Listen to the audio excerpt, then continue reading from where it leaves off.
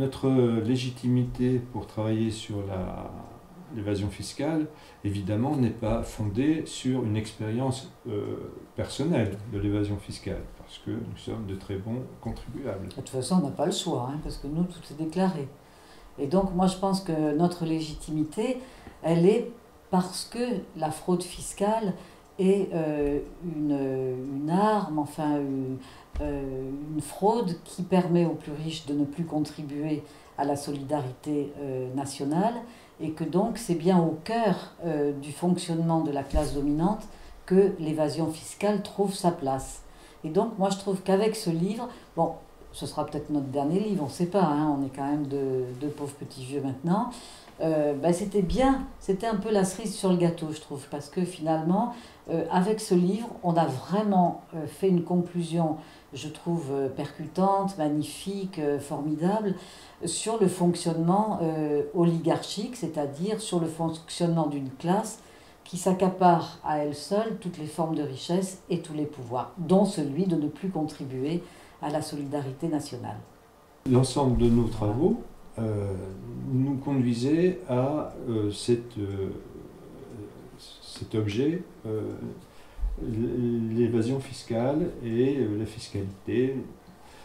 Pourquoi? Parce que, au fond, en travaillant sur les milieux populaires, tout au début, en voyant bien le mode de vie de la grande bourgeoisie, des gens fortunés, nous prenions conscience vraiment profondément des inégalités, et la fiscalité étant un peu mise en cause par des fraudes nombreuses et variées.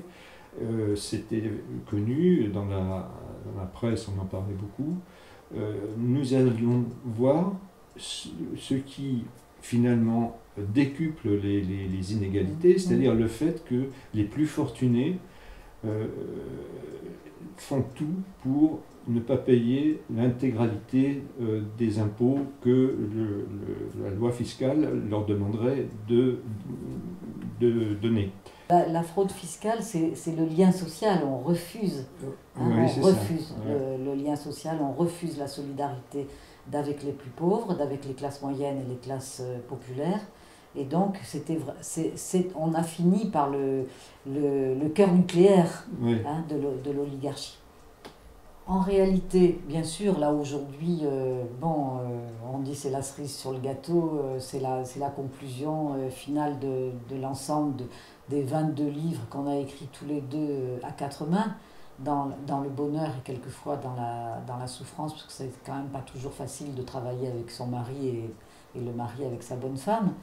On a navigué à vue. On ne peut pas dire on n'a pas construit dès le départ un projet qu'on a maîtrisé. Nous avons fini par nous intéresser à la fiscalité et surtout aux fraudes fiscales très récemment. Donc il a fallu beaucoup de temps pour arriver à cela, parce que au fond on a beaucoup travaillé sur la classe dominante, qui est au cœur même de la fraude fiscale. Oui, parce qu'il faut avoir beaucoup d'argent, de toute façon, pour frauder. C'est forcément pour frauder grave, il faut Bien être sûr. très riche. Alors, mais on était chez eux, avec eux, mais on ne connaissait pas la fraude fiscale. Alors, à la fin, on s'est rendu compte que cette fraude fiscale était décisive dans leur façon d'être, dans leur rapport à l'État, dans leur rapport à la nation française, aux autres catégories sociales. Mais c'était difficile aussi de décortiquer la manière dont ça se passait, parce que c'est très complexe.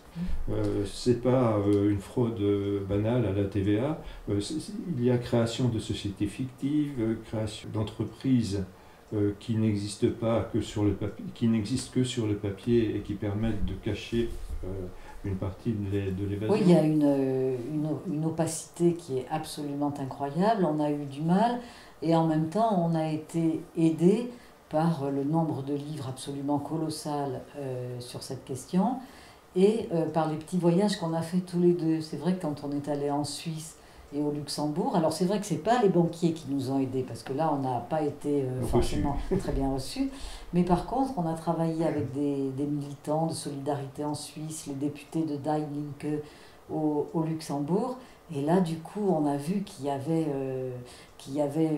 une gauche radicale très compétente sur les questions de fiscalité, parce qu'évidemment, les questions financières et de fiscalité, avec le développement du système capitaliste dans sa phase néolibérale, c'est capital. Et du coup, les militants de la gauche radicale, disons, sont des interlocuteurs qui peuvent être extrêmement intéressants. Et donc ça nous a quand même beaucoup aidé. Puis je trouve que tous les deux, on, on a fait de l'ethnographie. Tu te rappelles quand on a loué cette chambre d'hôtel à Paris, place d'Argonne, pour regarder les riches fraudeurs venir se repentir dans le confessionnal mis en place par Bernard Cazeneuve, et qu'on a vu que des avocats fiscalistes mal habillés avec des scooters qui s'occupaient de tout, parce qu'en réalité, cette opacité financière, cette ingénierie fiscale, elle n'est possible qu'avec des équipes énormes d'avocats fiscalistes, d'experts en tout genre, de comptables et tout ça.